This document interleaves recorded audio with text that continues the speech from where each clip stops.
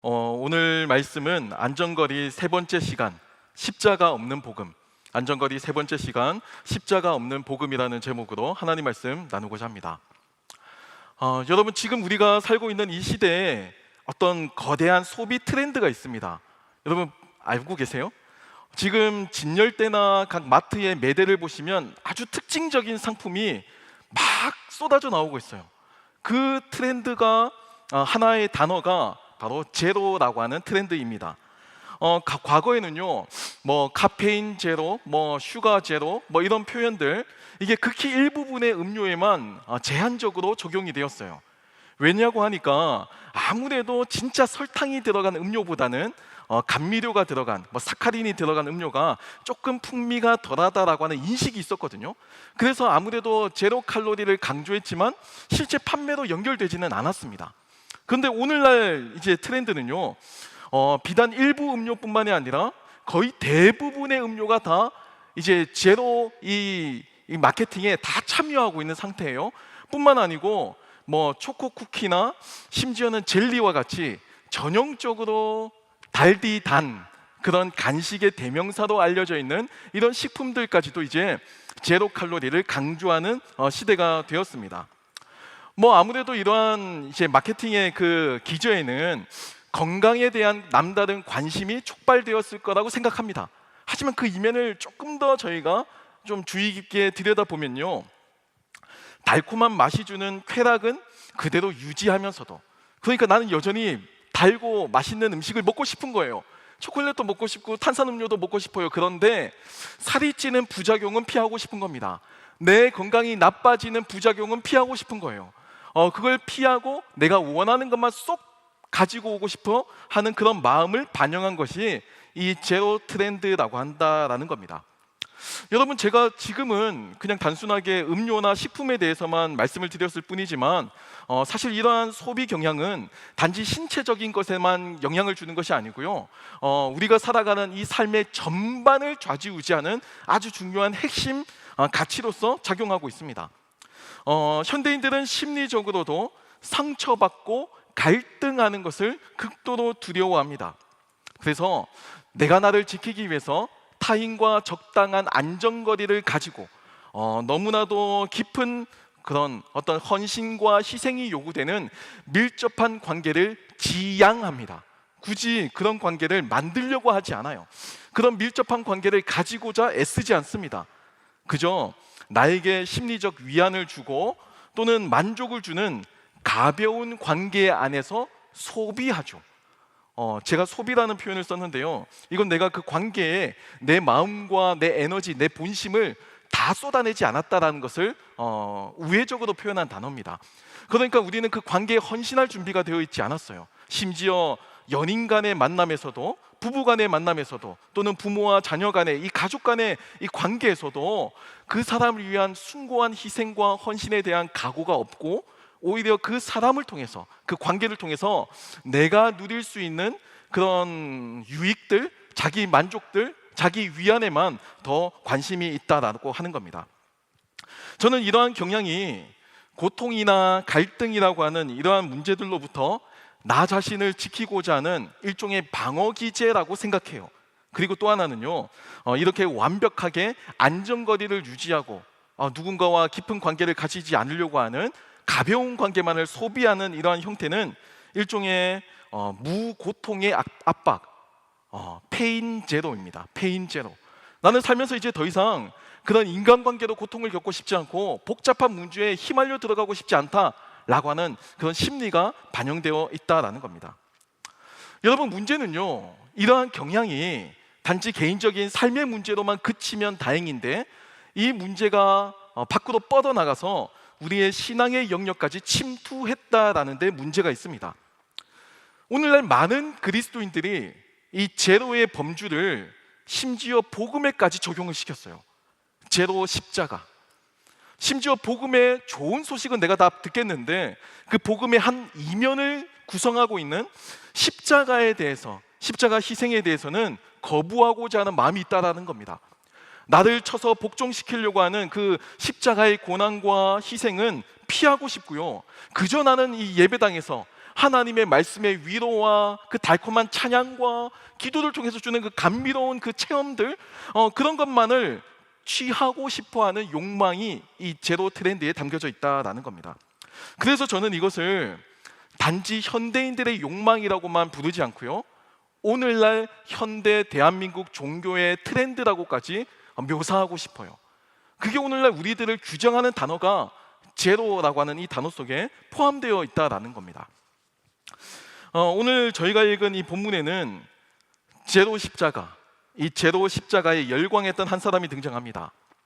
주님의 고난으로부터 안전거리를 유지하고자 애썼던 주님의 제자, 그리고 다시 지난주에 이어서 다시금 소환해서 또 괴롭힘을 당하는 베드로입니다. 주님은 오늘 본문에서 처음으로 제자들에게 자신의 십자가 순환과 고난에 대해서, 그리고 십자가 죽음에 대해서 처음으로 제자들에게 알리셨어요. 공지를 해주셨습니다. 여러분, 이에 대한 베드로의 반응은 뭘까요? 본문 32절을 보시면요, 드러내놓고 이 말씀을 하시니 베드로가 예수를 붙들고 항변하매라고 전하고 있습니다.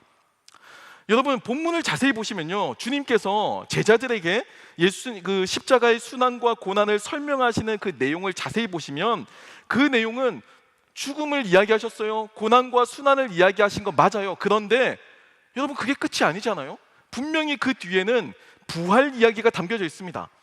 주님은 연이어서 분명하게 사흘 만에 살아나야 할 것을 제자들에게 알려주셨어요. 이건 살아날 거라는 것이 아니고 살아나야만 한다, 살아날 거라고 하는 강한 신뢰의 약속을 담고 있는 표현입니다. 반드시 살아날 거라고 하는 표현이에요.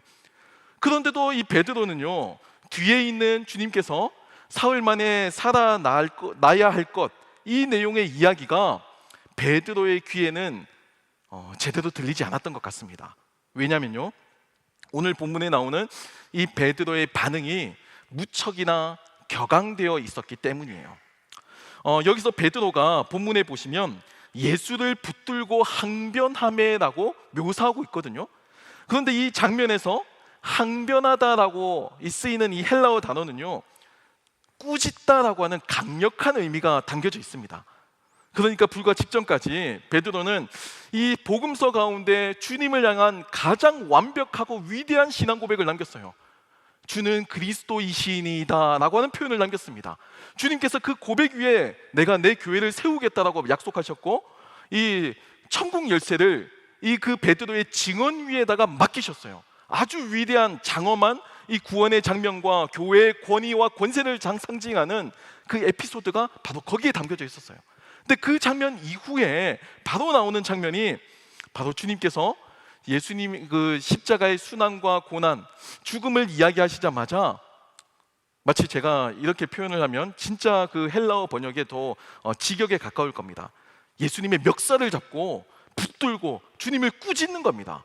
그런 생각하지 말라고, 그렇게 약한 생각 품지 말라고, 그리고 꾸짖고 주님께 항변하며 불만을 토로하고 있는 겁니다.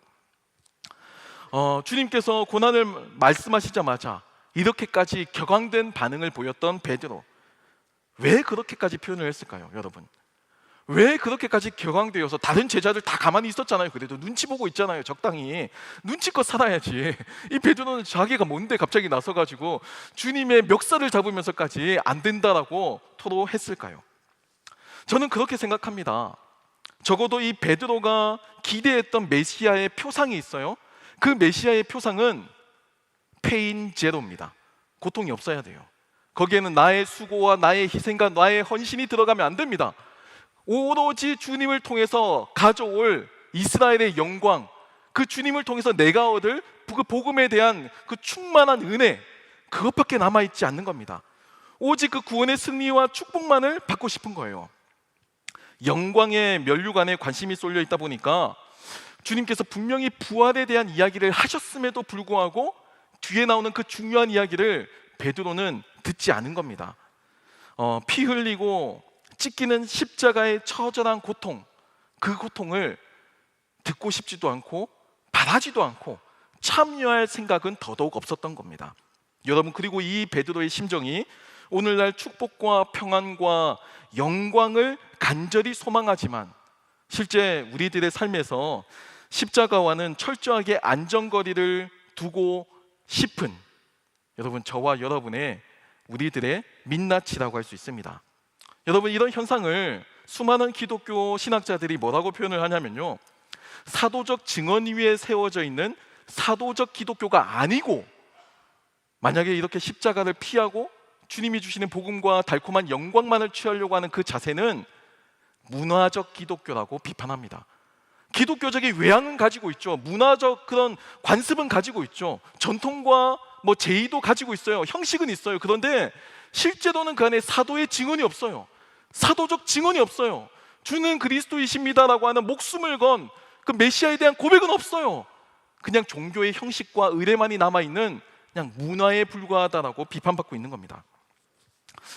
신약 학자 가운데 루크 티모시 존슨이라고 하는 학자가 있습니다. 그가 우리가 살고 있는 이 현상을 이렇게 묘사를 했어요. 오늘날 이러한 현상이 초대교회를 크게 위협했던 이단인 그 영지주의의 부활이라고 날카롭게 비판했습니다. 그러니까 여러분, 지금 우리들이 이렇게 십자가의 헌신과 희생을 피하고 영광만을 취하고 싶어하는 이러한 본능, 욕망은요, 비단 2026년 지금 이루어진 것이 아니고 이미 그 이전에 초대교회 때부터 존재해왔던 아주 뿌리 깊은 이단 사상이었다라는 겁니다. 당시 영지주의자들의 이야기는요, 몸과 물질, 그러니까 육신과 물질을요 굉장히 천하게 여겼습니다. 그리고 굉장히 악하고 무가치하게 여겼어요.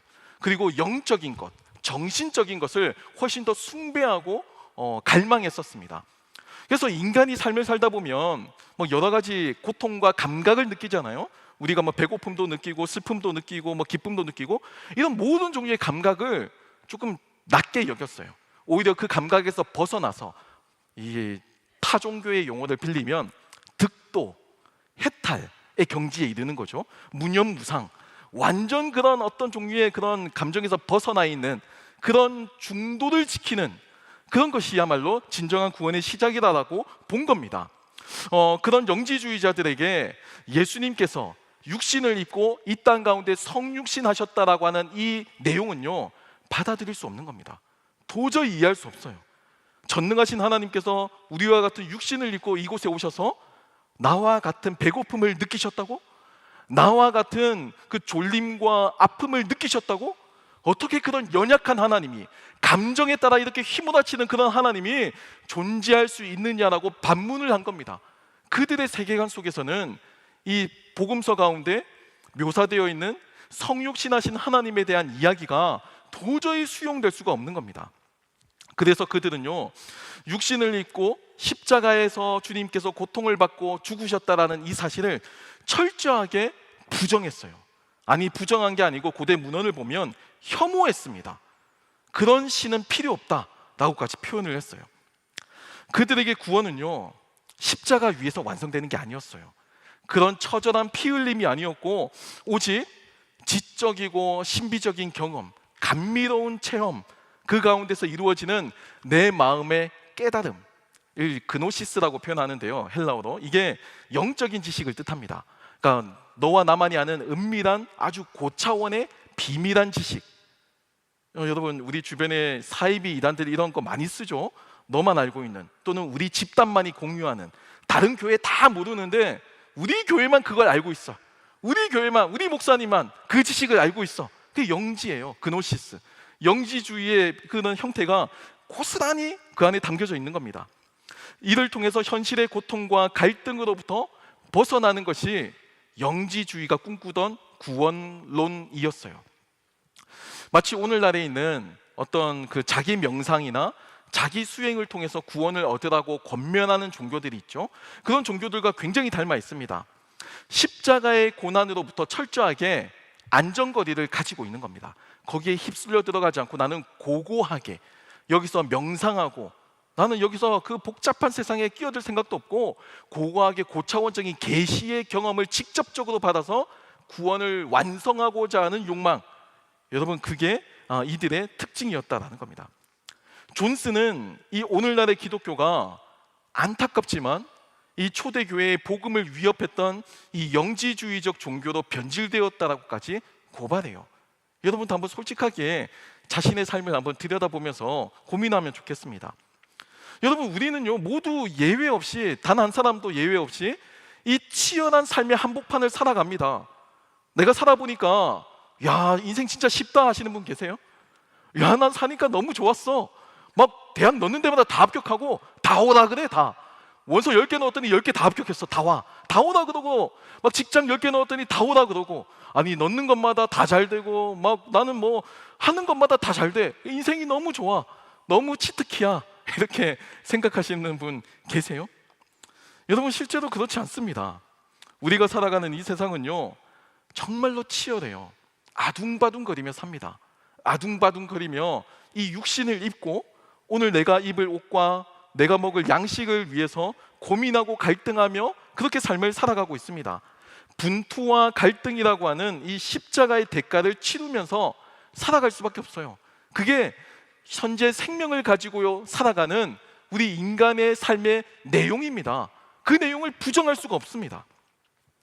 그러니까 이 땅 가운데 삶을 살아가고 있다는 것, 내가 믿음을 가지고 살아간다는 것의 의미는요, 내가 여기서 고민하고 갈등하고 분투하며 살아가는 삶이 정상이라는 겁니다. 여러분, 내가 고민을 해야 정상이에요.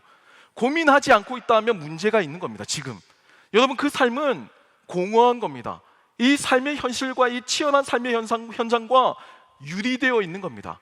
전혀 관련이 없는 영지주의에 지금 빠져 있는 겁니다. 여러분, 그게 사도적 기독교에서 얼마나 많이 이탈되어 있는지 우리는 성경을 통해서 발견할 수가 있습니다. 골치 아픈 것 없이 나 혼자 홀로 고고하게 정말 이렇게 멋지게 예배를 드리고 나이스하게 찬양을 드리고 또 설교를 통해서 마음의 깨달음을 얻고 어떤 개인의 심리적인 만족이나 위안만을 채우고 만족하며 반복적으로 집으로 돌아가는 이러한 현상, 이런 종교적 현상, 여러분, 그게 초대교회를 가장 위협했던 영지주의와 똑같다라는 겁니다. 여러분, 거기에는요 문화적 기독교만 남아있을 뿐입니다. 참된 복음의 능력은 상실해 버렸어요. 그냥 기독교의 껍데기만 있고 기독교의 모습만 닮아 있는 그냥 기독교적 체험회 활동에 불과한 삶이라는 거죠. 다시 이제 복음의 이야기를, 본문의 이야기를 한번 해보겠습니다. 주님의 그 십자가의 영광만을 취하고 그 고난은 피하고 싶었던 베드로를 향해서 예수님의 반응은 무엇이었을까요? 우리 모두가 알다시피 이때 주님의 반응은 다소 과하다 싶을 정도로 베드로를 몰아세우셨습니다. 사탄아, 내 뒤로 물러가라. 지금 베드로에게 그 말을 하시자마자, 베드로가 주님 안 됩니다라고 항변하자마자 지금 예수님께서는 그 주어를 이 베드로를 향해서 이야기를 하시는데, 사탄아 내 뒤로 물러가라 라고까지 격앙되게 아주 매섭게 꾸짖으셨습니다. 여러분, 왜 그렇게 하셨을까요? 그건 기독교의 모습을 하고 있을 뿐 실제 기독교가 아니기 때문입니다.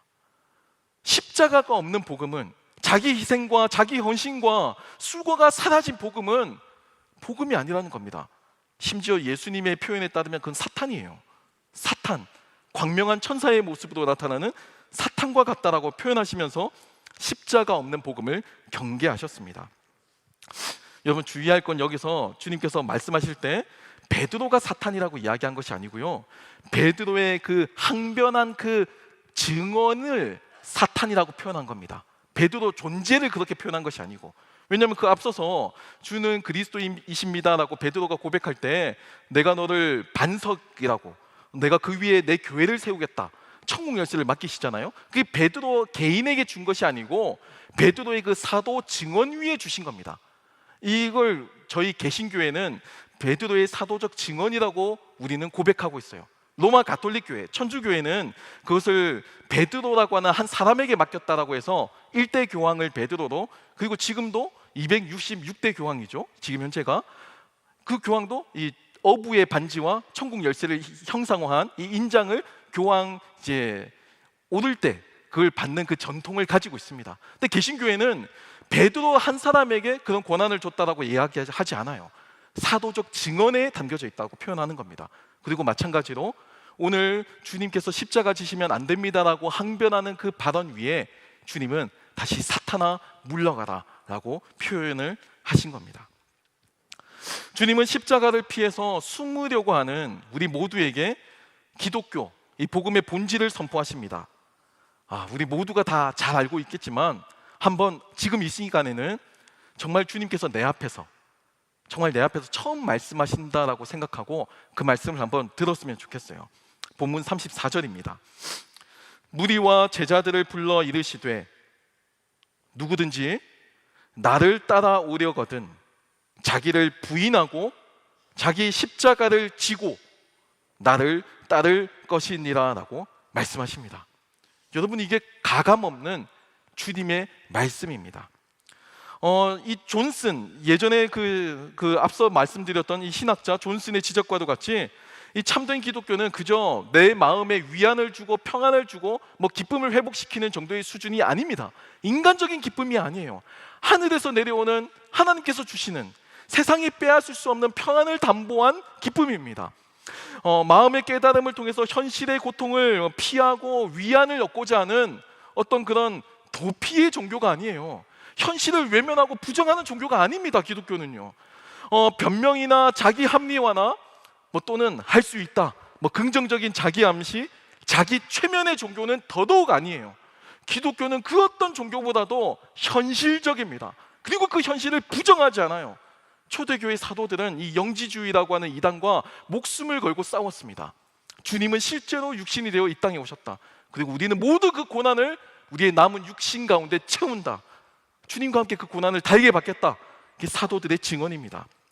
기독교는 부활의 소망을 굳게 붙들면서도 여전히 죄악되고 부조리한 현실 속에서 주님께서 기대하시는 그 사랑과 공의를 실천하기 위해서 십자가의 순환을 짊어지는 그 영적인 긴장감을 결코 포기하지 않습니다. 여전히 그 현실 속에서, 그 현실의 한 중심에서 삶을 살아가고 있어요. 현실과 믿음 그 사이에서 분투와 갈등을 통해서 십자가를 포기하지 않는 겁니다.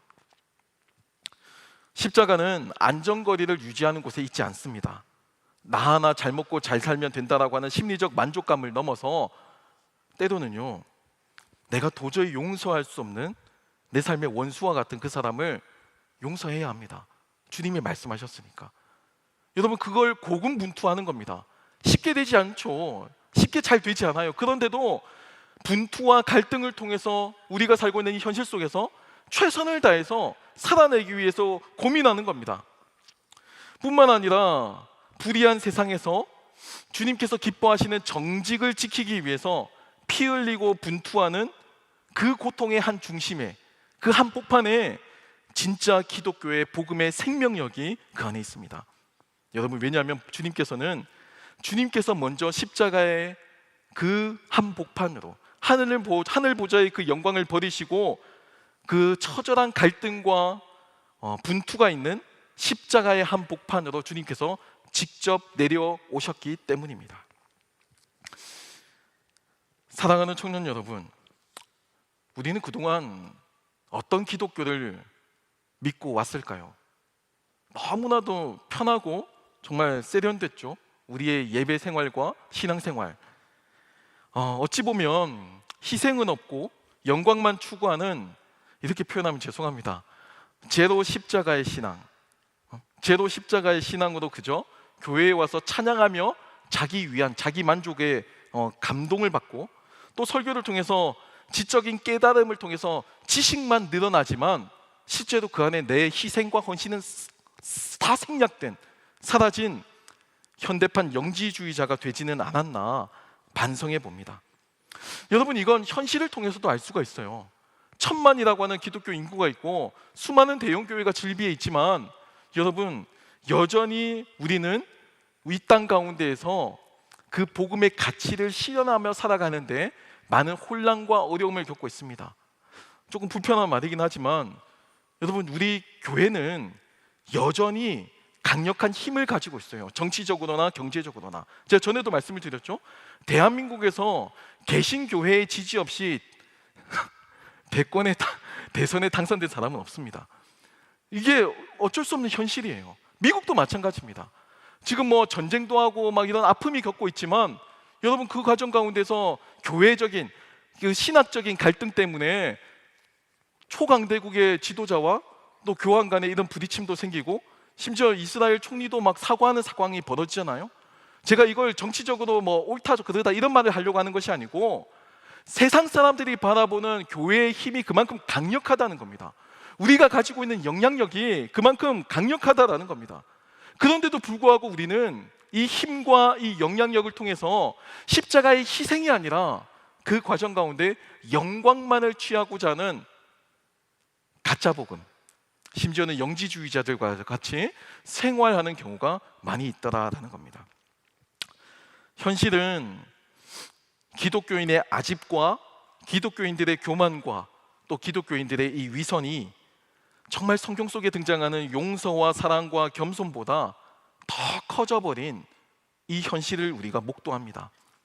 정말 머리로는 더 많은 지식과 더 많은 감성을 추구하며 살지만 정작 삶의 그 한복판에서 정말 그 삶의 한 중심에서 그 복음으로 살아내고자 하는 갈등과 분투는 실종되어 버렸어요. 일상 속에서 내가 뼈를 깎아내며 나를 비워내며 나를 내려놓으며 나 자신을 십자가에 못 박으며 헌신해야 될 그 내용을 다 피하면서 달콤한 은혜만을 원하는 그 제로 십자가의 신앙을 우리는 지금 회개해야만 합니다. 대가 없이 많은 것을 약속하는 게 문화적 기독교의 특징입니다. 하지만 사도적 기독교는 절대 그렇게 현혹되지 않아요. 복음은 우리를 고통이 없는 온실 속의 화초로 부르지 않습니다. 복음은요, 지금 저와 여러분이 이 두 발을 딛고 있는 이 땅 가운데서 우리가 살고 있는 이 삶의 범주 가운데서 십자가를 짊어지는 그 분투의 현장으로 소환해 주셨어요. 갈등이 있죠. 분투가 있어요.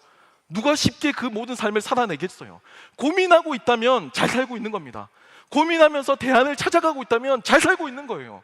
여러분, 그게 정상적인 그리스도인의 신앙입니다.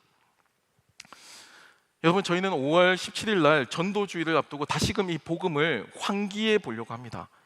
그래서요, 복음을 다시 나누고 특별히 브릿지 워십을 통해서 기도하고 복음 앞에 다가가는 그런 시간을 가지려고 합니다. 정말 복음이 그저 우리의 이 요식 행위 가운데 종교적인 문화생활로 그치는 것이 아니라 정말 구원을 주시는 하나님의 능력이라는 것을 우리가 직접적으로 체험하고 결단하고 나누었으면 좋겠습니다. 우리를 사랑하셔서 우리의 삶의 이 한복판에 오신 그 주님을 본받아서 우리도 그 치열한 삶의 한 중심에서 그 주님의 십자가를 지고 고군분투하며 갈등하며 살아가는 저와 여러분 모두가 되길 축복합니다.